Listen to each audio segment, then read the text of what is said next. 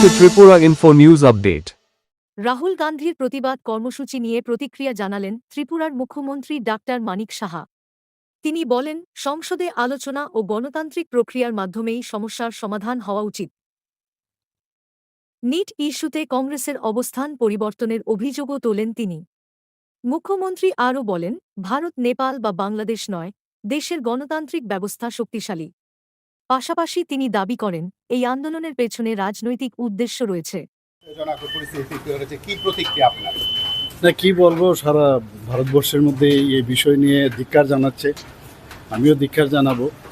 এবং প্রধানমন্ত্রীর বাসভবন খুব হাইলি সিকিউরড এরিয়া, তো সেই জায়গায় গিয়ে যেভাবে ওনারা ওখানে বসেছেন এবং অবস্থান করেছেন, সত্যি এটা অবাক লাগে যে ঠিক আছে, গণতন্ত্রের মধ্যে সবই চলে, তো সেই জায়গায় যখন পার্লামেন্টও গিয়ে ওনারা কিছু বলছেন না। প্রথমে বলছেন কি যে আলোচনা যদি রাজি থাকে তাহলে আমরা স্ট্রাইক উইথড্র করব বা কোথাও ধর্ণা আমরা উইথড্র করব। যখনই রাহুল গান্ধীকে জিজ্ঞেস করা হল যে যদি আমরা রাজি হই যে সব বিষয়ে, শুধু নিটের কেলেঙ্কারির বিষয় না বা অন্য যে কোনো বিষয়ে, সব বিষয়ে আমরা আলোচনায় রাজি, তাহলে আমরা এই ধরনের ধর্ণা উঠিয়ে নেব। কিন্তু তারপরে কি বললেন যে না, আমরা শিক্ষামন্ত্রীর এখন রেজিগনেশন চাই। তো ওনাকে জিজ্ঞেস করা হলো, আগে তো বলেননি, বলে এটা আমার ইচ্ছা। এখন আমি আমার মাইন্ড বলছে এখন ওনার যে রেজিগনেশন আমি চাইব। তো এক এক সময় এক এক রকম টার্ন নিচ্ছেন উনি, এবং শেষ পর্যন্ত রাস্তায় নেমে ওরা স্টুডেন্টদের জন্য বলছেন না, ওনাদের অস্তিত্ব রাখার জন্য এগুলো করছে, এটা বোঝা গেল। এবং এইভাবে করাটা উচিত হয়নি। যেভাবে মাননীয় প্রধানমন্ত্রীজির বাসভবনে যেভাবে ওনারা বসেছেন, সেটা করাই উচিত নয়। আমি এর জন্য ধিক্কার জানাবো যে এই ধরনের, এবং ওনাদের সাথে আলোচনা করার জন্য মিনিস্টার গেছেন, মিনিস্টার গিয়ে কথা বলছেন যে আপনারা এখান থেকে যে ধর্ণা আছে সেটা উইথড্র করুন, তো উনি কথাই শুনতে রাজি নয়। এবং যেভাবে ওনারা এই ধরনের উচ্ছৃঙ্খল একটা পরিবেশ জন্য সারা ভারতবর্ষে চলে, তার জন্য এদের এই স্ট্রাকচার্ড যে ঘটনাগুলো করে যাচ্ছে, ওরা এটা উচিত নয় আর কি, বাঞ্ছনীয় নয়। স্যার, রাজ্য না, আমাদের এখানে তো আজকে আমাদের ত্রিপুরা প্রদেশ থেকে একটা প্রতিবাদ মিছিল বের করেছে। অত্যন্ত প্রচুর আমাদের কার্যকর্তারা, এক ঘন্টার মধ্যে প্রচুর কার্যকর্তারা এসেছে।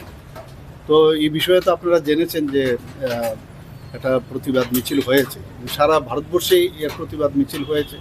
এবং কংগ্রেস আসলে ওনাদের নিজেদের অস্তিত্বই নেই। ওরা চায় যে এগুলো নিয়ে বেঁচে থাকা, এবং শুধু কংগ্রেস না, ইন্ডিয়া জোটের যে সমস্ত যারা ওদের সহযোগী, সবাই এই দিকেই ব্যস্ত। আসলে স্টুডেন্টদের জন্য ওনারা কথা বলছেন। এবং এমনও দেখা গেছে যে এই আন্দোলন, এইবার যে আন্দোলন হলো, সেই আন্দোলনের মধ্যে স্টুডেন্ট কম, অন্য লোকে বেশি। এইগুলো তো মাঝে মাঝে আমি সোশ্যাল মিডিয়াতে দেখি, যে এতে বোঝা যায় যে ওনারা যেভাবে স্টুডেন্টদেরকে সামনে রেখে ওনারা ভেবেছেন বাংলাদেশে যেভাবে ঘটনাগুলো হয়েছে এইভাবেই বুঝি এখানে হয়ে যাবে। আর এটা ভারতবর্ষ, এটা বাংলাদেশ না, নেপাল না, এটা ভারতবর্ষ। আর এখানে মাননীয় প্রধানমন্ত্রী শ্রী নরেন্দ্র মোদীজি, কাজে এই জায়গার মধ্যে এইভাবে করে যে অস্থিরতা সৃষ্টি করবে, সেটা কোনোদিন এখানে সম্ভব হবে না। নির্বাচন হতে পারে এবং আগরতলা পুর নিগম সহ বিভিন্ন পুর সংস্থা নির্বাচন হবে। সার্বিকভাবে এই বৈঠককে থেকে আপনি কি বার্তা দিতে চান? না, যারা আজকে প্রথমেই যারা বিভিন্ন পদে আজকে আসীন হয়েছেন, তাদেরকে আমি কনগ্রেচুলেশন জানাবো, শুভেচ্ছা জানাবো।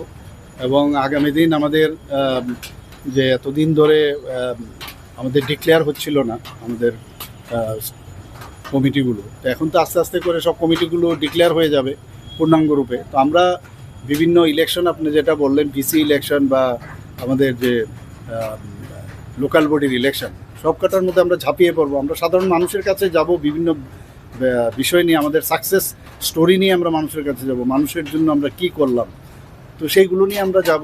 আমাদের এখানে রাজনীতি করার জন্য আমাদের সংগঠন না, আমরা হচ্ছে মানুষের জন্য কাজ করা, সাধারণ মানুষের জন্য মোদিজি কী করেছেন, ত্রিপুরা সরকার কী করেছেন, এইগুলো নিয়ে মানুষের কাছে যাব।